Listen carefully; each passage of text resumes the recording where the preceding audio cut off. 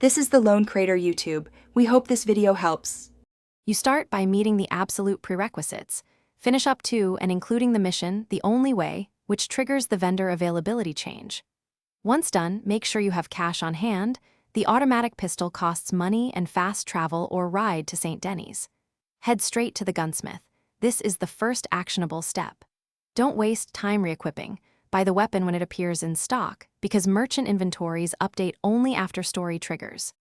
Once at the counter, open the gunsmith catalog and look specifically in the sidearms list for the automatic pistol entry.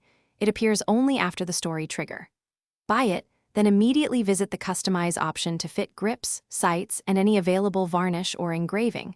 These affect handling and cleanliness. After purchase and mods, equip the pistol from your weapon wheel, add preferred ammo, and set it as a favorite so you can switch mid-combat without fumbling. Finish by testing the pistol at a shooting range or a safe clearing to learn recoil and range.